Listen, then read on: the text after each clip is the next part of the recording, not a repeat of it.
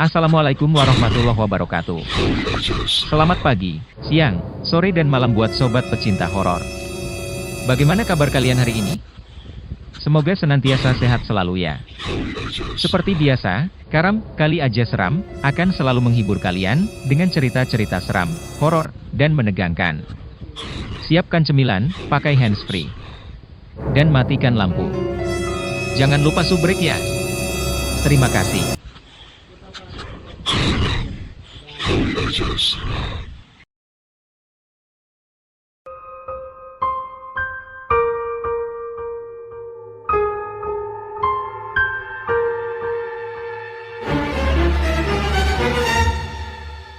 Malam-malam di sekolah itu, kupandangi sekolah yang besar dan tampak menyeramkan itu. Yap, hari ini aku bersekolah di sekolah asrama bernama Saktavia. Namaku Sylvie. Aku datang bersama temanku, Jenny. Kami segera berjalan menuju aula sekolah yang terletak di sebelah barat. Sesampai di aula sekolah, aku dan Jenny mencari tempat duduk. "Sil, kok kayaknya sekolah ini rada-rada angker ya?" tanya Jenny. "Iya juga, Jen," jawabku menyetujui perkataannya.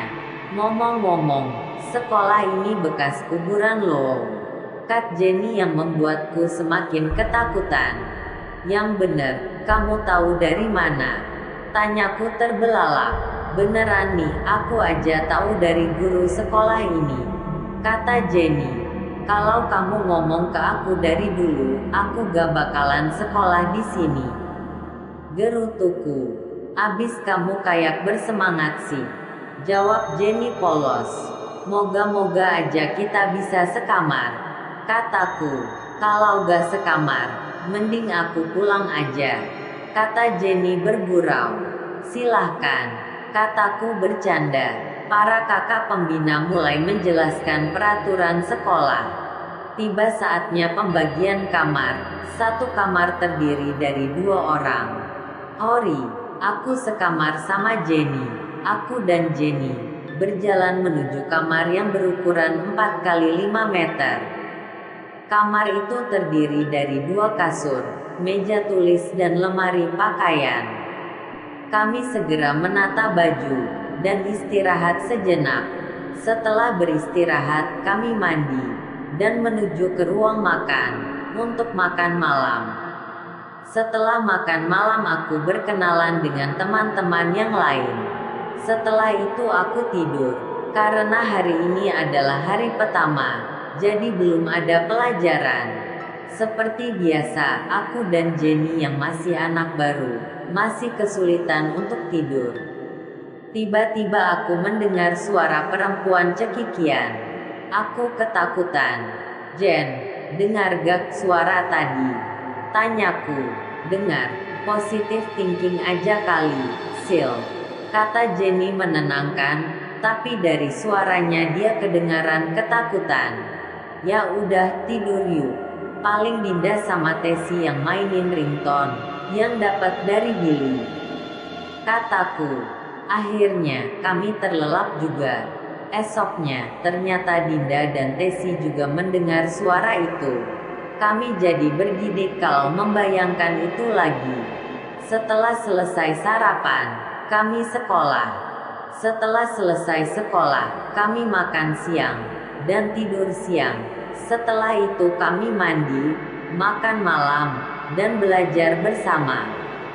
Sesudah belajar bersama, kami tidur. "Tadi kamu udah ngerjain PR?" tanya Jenny sambil merebahkan badannya. "Udah, waktu belajar bersama," jawabku sembari menarik selimut. Tiba-tiba, dari arah jendela terlihat anak kecil. "Kamu lihat itu, Sil?" tanya Jenny ketakutan. "Lihat, Jen, itu kayaknya tuyul kan?" jawabku merinding. "Iya, Sil," jawab Jenny. "Udah tidur aja yuk," kataku sembari menaruh selimut menutupi muka. "Iya," sahut Jenny. Keesokan harinya, kami menceritakan kejadian itu ke kakak pembina. Akhirnya, aku dan Jenny memutuskan untuk keluar itu. karena tidak tahan akan teror itu.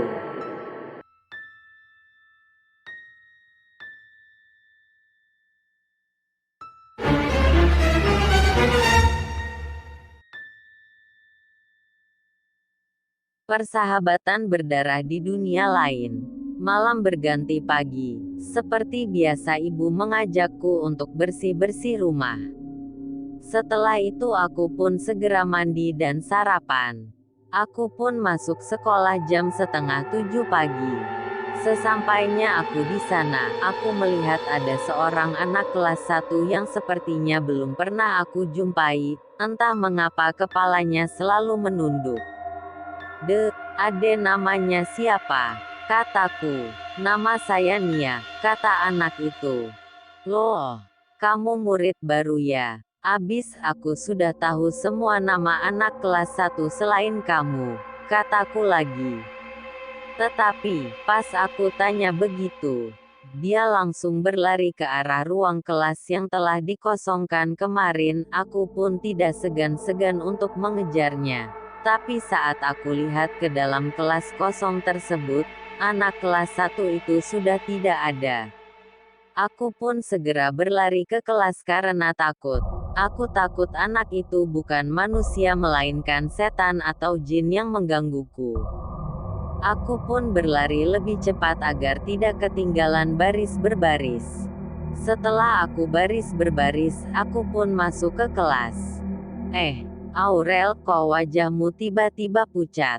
Kata Olivia. Gak kok, kataku singkat. Padahal aku ingin sekali menceritakan apa yang terjadi tadi.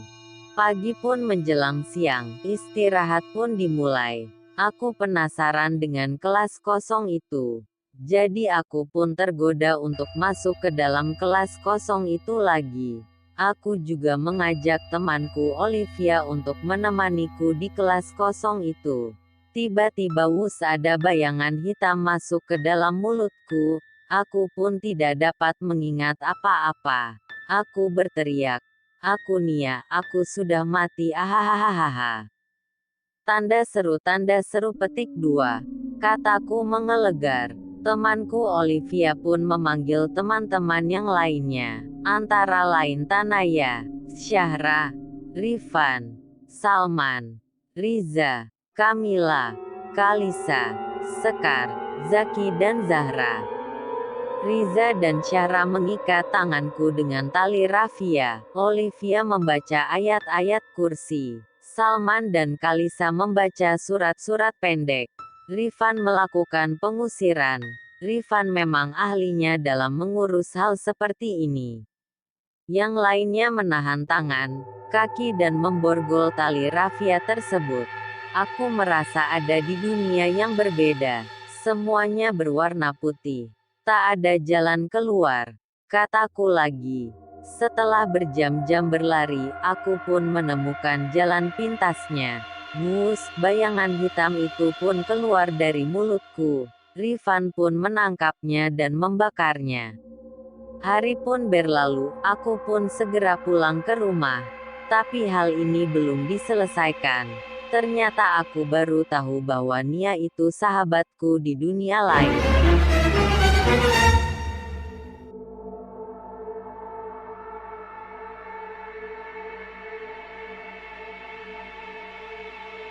Restoran tak berpenghuni. Aku dan sekeluarga saat ini sedang liburan.